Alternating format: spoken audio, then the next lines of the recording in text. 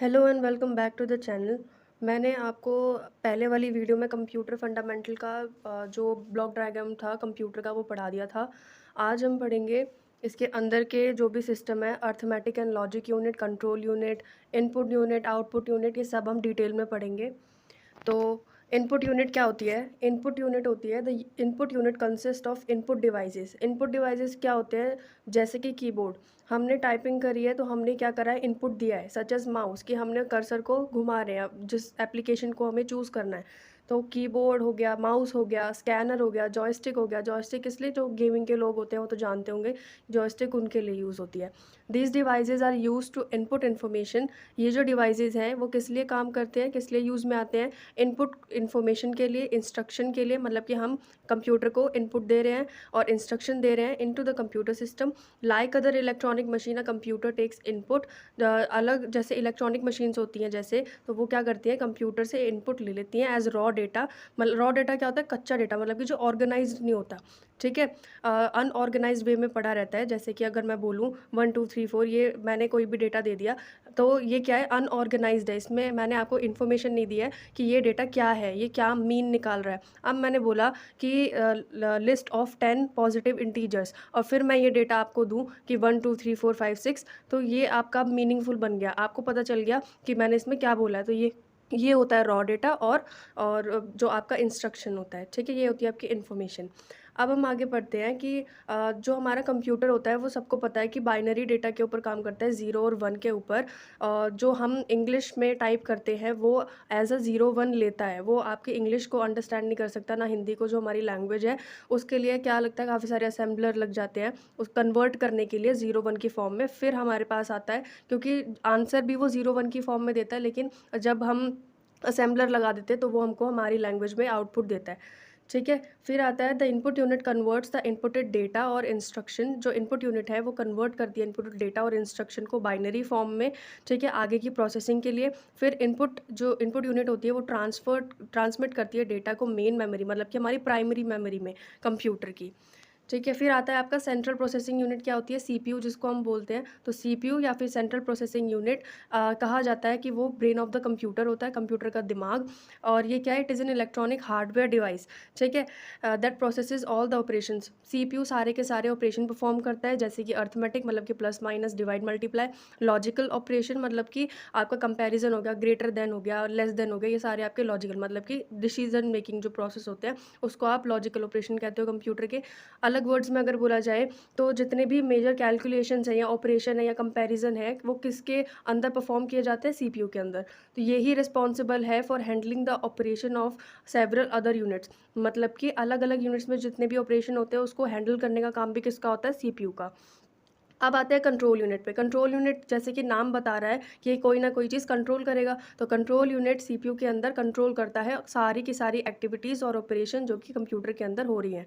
ठीक है, it is also responsible for controlling input output memory other devices. CPU से जो भी चीज़ें कनेक्ट हैं, जैसे कि मेमोरी कनेक्ट है, इनपुट आउटपुट कंट्रोलिंग, या फिर जो भी अदर डिवाइसेज हैं जो कि सीपीयू से कनेक्टेड है, वो क्या करते हैं? कंट्रोल यूनिट में कंट्रोल होते हैं। तो the control unit acts like a supervisor. जैसे कि कहीं काम पे जाते हो तो सुपरवाइज़र होता है आपको सारी चीज़ें बताने के लिए, कंट्रोल करने के लिए। ऐसे ही कंट्रोल यूनिट एक्ट कैसे करता है? सुपरवाइज़र की तरह, जो कि डिटरमाइन करता है कि the sequence in which computer programs and instructions are executed. मतलब कि सुपरवाइज क्या करता है? वो जितने भी प्रोग्राम्स और इंस्ट्रक्शन कंप्यूटर के अंदर सीक्वेंस वाइज परफॉर्म हो रहे हैं वो चीज़ आपकी डिटरमाइन करता है। It receives instruction from memory. वो क्या करता है? इंस्ट्रक्शन ले लेता है मेमोरी से, डिकोड कर देता है। ठीक है, कि क्या इंस्ट्रक्शन है उसको हम क्या बोलते हैं? डिकोड करना। मतलब कि उसको तोड़कर आपको क्या मतलब दिमाग में आपको अच्छे से पता लग जाएगा कि ये जो इंस्ट्रक्शन है या ये जो डेटा है वो ऐसा है, इसीलिए उसको क्या बोलते हैं? डिकोड करना। इंटरप्रेट मतलब कि एनालाइज करना, डेटा को समझना, इंटरप्रेट करना, डिसीजन निकालने में हमारी मदद करना। ठीक है, फिर understand the sequence of task to be performed accordingly. मतलब कि जो भी आपका टास्क है उसको सीक्वेंस वाइज परफॉर्म करना, यही आपका क्या काम होता है? कंट्रोल यूनिट का काम होता है। और फर्दर ट्रांसमिट, मतलब कि भेज दे, मतलब कि फर्दर भेज देना इंस्ट्रक्शन को अलग अलग पार्ट्स के कंप्यूटर में। मतलब कि ये क्या करता है, एक तरह से आपका सुपरवाइज़र की तरह एक्ट करता है और सारे कंप्यूटर प्रोग्राम्स और इंस्ट्रक्शन को एग्जीक्यूट कराने में मदद करता है, रिट्रीव करता है इंस्ट्रक्शन को मेमोरी से, डिकोड करने का काम करता है, इंटरप्रेट करता है, अंडरस्टैंड करता है कि टास्क का सीक्वेंस क्या है और वो अच्छे से परफॉर्म होना चाहिए, और फिर क्या करता है जब सारे काम हो जाते हैं तो ट्रांसमिट कर देता है इंस्ट्रक्शन को other parts of the computer में, ठीक है, एग्जीक्यूट करने के लिए, मतलब कि आउटपुट निकालने के लिए। तो इन शॉर्ट छोटे से फॉर्म में हम बोल सकते हैं कि जो कंट्रोल यूनिट है वो sequence of operation to execute the given जो हमने इंस्ट्रक्शन दी है उसके ऊपर वो काम करता है। अर्थमेटिक और लॉजिक यूनिट क्या होता है? The data inputted through input device stored in the primary storage unit, मतलब कि जो डेटा हमने दिया है इनपुट डिवाइस में वो कहाँ पे स्टोर हो जाता है? प्राइमरी स्टोरेज यूनिट में। The arithmetic logical unit performs arithmetic and logical operation. अब जैसे कि नेम बता रहा है अर्थमेटिक लॉजिक, मतलब कि प्लस माइनस डिवाइड, ये क्या होते हैं? आपके अर्थमेटिक यूनिट कंट्रोल में आते हैं, जो कि सिंपल से ऑपरेशन होते हैं, प्लस के हो गए, सब्ट्रैक्शन के हो गए, डिवाइड के हो गए, मल्टीप्लाई के हो गए। अब दूसरी साइड में जो लॉजिकल यूनिट है वो कंट्रोल करता है आपके लॉजिकल ऑपरेशन, ठीक है, जैसे कि एंड, और, इक्वल। ये आप क्या किस में पढ़ोगे? एंड और इक्वल, ये आप पढ़ोगे अपने प्रोग्रामिंग प्रिंसिपल एल्गोरिदम में, जब आप कोड करोगे तो आपको समझ में आ जाएगा। Apart from it the logic unit also responsible for performing several other operation such as comparing, selecting, matching, मतलब कि ये एंड और इक्वल के से भी आगे काम करता है, जैसे कि कंपेयर करना, सेलेक्ट करना, मैच करना, या मर्ज, मतलब कि एक दूसरे में मिलाना, डेटा को मर्ज करना, ठीक है। द इंफॉर्मेशन और data is transmitted to ALU from the storage unit. अब डेटा ALU से जब ही ट्रांसमिट होएगा स्टोरेज यूनिट में जब रिक्वायरमेंट होगी, अगर रिक्वायरमेंट नहीं है तो स्टोरेज यूनिट में नहीं जाएगा। आफ्टर कंप्लीटिंग द ऑपरेशन को कंप्लीट करने के बाद में जो रिजल्ट है या तो वो स्टोरेज यूनिट में आगे प्रोसेसिंग के लिए चला जाएगा या फिर वो स्टोर हो जाएगा। अब आता है मेमोरी यूनिट। मेमोरी यूनिट क्या है? Memory unit is an essential part of the computer system, क्योंकि कहीं ना कहीं तो आप डेटा को स्टोर करोगे अपने फ्यूचर यूज़ के लिए, तो उसके लिए आपकी मेमोरी यूनिट आती है, which used to store data and information या instruction before and after processing। Processing मतलब कि एनालाइज करने, इंटरप्रिटेशन करने से पहले ही क्या होता है, आपका मेमोरी यूनिट अपना काम करना शुरू कर देती है, ठीक है। बिफोर एंड आफ्टर प्रोसेसिंग क्या होता है कि वो डेटा को स्टोर कर लेती है, चाहे वो रॉ डेटा है चाहे वो ऑर्गेनाइज डेटा है, ठीक है। तो memory unit transmit the information, जो मेमोरी यूनिट है वो इन्फॉर्मेशन को भेज देती है to other unit of the computer system जब रिक्वायरमेंट होती है, जब, ठीक है। फिर आता है आपका मेमोरी कितने टाइप्स की होती है? दो टाइप्स की, एक होती है प्राइमरी मेमोरी, एक होती है सेकेंडरी मेमोरी। जो प्राइमरी मेमोरी है वो ज़्यादा अमाउंट ऑफ डेटा स्टोर नहीं कर पाती, वो थोड़ा ही डेटा स्टोर कर पाती है। वो डेटा प्राइमरी जो मेमोरी होती है उसको आप क्या बोलते हो? टेम्पररी मेमोरी भी बोलते हो, क्योंकि क्या होता है अगर डेटा आपका लॉस्ट हो जाएगा अगर आपके कंप्यूटर में पावर सप्लाई नहीं होगी। अगर आप पीसी पे काम कर रहे हो अपने पर्सनल कंप्यूटर पे और आपका इलेक्ट्रिसिटी बराबर आ रही है, लेकिन क्या होता है इलेक्ट्रिसिटी चली गई, तो फिर क्या होता है जो प्राइमरी मेमोरी हमारी, जिसको हम रैम भी बोलते हैं, वो क्या करती है? अपना काम करना बंद कर देती है। वो जब तक काम करेगी जब तक उसको पावर सप्लाई मिलता रहेगा। वो बंद, जिसको हम क्या बोलते हैं? वॉलेटाइल, नॉन वॉलेटाइल, वो भी हम आगे चल के पढ़ेंगे क्या होता है, वो भी आपके पावर सप्लाई पे ही काम करती है। जो प्राइमरी मेमोरी होती है वो क्या करती है? Usually stores the input data and immediate calculation results. जो रिजल्ट्स आते हैं और जो इनपुट डेटा होती है वो क्या करती है? वो स्टोर कर लेती है। जो प्राइमरी मेमोरी उसको हम क्या बोलते हैं? मेन मेमोरी भी बोलते हैं, टेम्पररी मेमोरी भी बोलते हैं, और रैम मतलब कि रैंडम एक्सेस मेमोरी। आप जब भी अपना कंप्यूटर खोलते हो या किसी भी एप्लीकेशन पे काम करते हो ना, तो विच मीन्स कि वो आपकी रैम पर काम हो रहा है, ठीक है। वो क्या होता है आपके एग्जांपल प्राइमरी मेमोरी का। सेकेंडरी मेमोरी क्या होती है? सेकेंडरी मेमोरी होती है जैसे कि प्राइमरी मेमोरी में हम ज़्यादा डेटा स्टोर नहीं कर सकते, लेकिन हमें ज़रूरत पड़ रही है, हम अगर ज़्यादा GB की मूवीज़ ले रहे हैं, ठीक है, और वो हमारी प्राइमरी मेमोरी में स्टोर ही नहीं पड़ा, तो हम सेकेंडरी डिवाइस ढूंढते हैं ना, पेन ड्राइव वगैरह की, हम उसमें स्टोर कर लेंगे।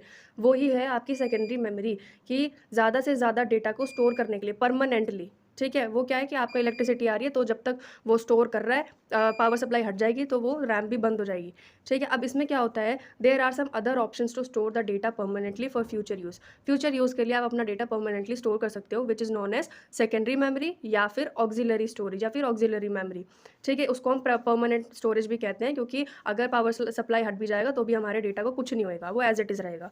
तो जो डेटा है वो सेकेंडरी मेमोरी में सेफ रहता है।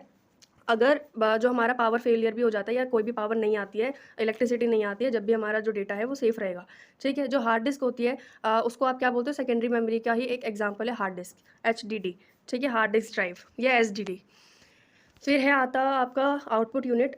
आउटपुट यूनिट क्या होता है? Output unit consist of devices that are used to display the result. आपने इनपुट दिया, इंटरप्रेट हुआ, ठीक है, उसका सोल्यूशन निकला, फिर मेमोरी में स्टोर हुआ। अब आता है आपका आउटपुट, कि आपको दिखाना है वो आउटपुट, कि आपका रिजल्ट क्या है। मैंने क्वेश्चन पूछा, मेरा आंसर क्या है, उसको दिखाना है। तो अब क्या होता है, जो आउटपुट डेटा होता है, पहले वो स्टोर होता है आपका मेमोरी में, ठीक है, फिर डिस्प्ले होता है इन ह्यूमन रीडेबल फॉर्म, मतलब कि हम ह्यूमंस उसको पढ़ सकते हैं आसानी से, क्योंकि जो डेटा आता है ना कंप्यूटर की तरफ से, वो 0 1, मतलब कि बाइनरी फॉर्म में आता है। अगर मैंने आपसे बोला है ना कि माई नेम इज़ प्रेरणा, उसको प्रिंट कराना है, तो वो 0 0 0 1 0 1 0 1 ऐसे प्रिंट करेगा, वो तो ह्यूमन रीडेबल फॉर्म नहीं है। तो क्या होता है कि जो आउटपुट यूनिट है वो हेल्प कराती है कि हमारे जो रिजल्ट आया है उसको ह्यूमन रीडेबल फॉर्म में कन्वर्ट करने में, ठीक है। Some of the widely used output devices, जो ज़्यादा से ज़्यादा आउटपुट डिवाइस यूज़ होते हैं वर्ल्ड वाइड, वो है मॉनिटर, प्रिंटर और प्रोजेक्टर।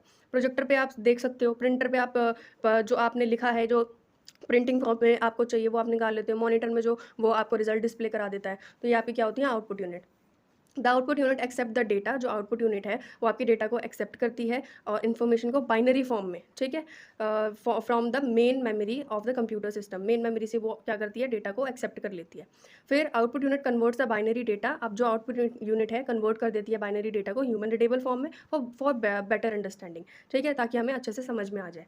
बस that's all for today's video, and if you like this video so please do like, comment, share and subscribe to my channel. अपने लोगों को भी आप करवा सकते हैं सब्सक्राइब। मैंने रिसेंट में ये चैनल स्टार्ट किया है और काफ़ी सारी वीडियोस मैं डाल चुकी हूँ बीसीए से रिलेटेड, सीसीएसयू यूनिवर्सिटी मेन, क्योंकि मैं भी सीसीएसयू यूनिवर्सिटी से ही कर रही हूँ। बट ये जो सिलेबस है वो अधिकतर सारी यूनिवर्सिटीज़ में सेम है, तो आप टॉपिक वाइज सर्च कर सकते हो, तो टॉपिक वाइज भी आप मेरी वीडियोज़ को देख सकते हो। So thank you so much. Computer fundamental की सीरीज़ चलती रहेगी, और अगर कुछ भी समझ में नहीं आता है तो प्लीज़ आप कमेंट करके मुझसे पूछ सकते हो, मैं वहाँ पे आपको बता दूँगी। थैंक यू, मिलते हैं नेक्स्ट वीडियो में।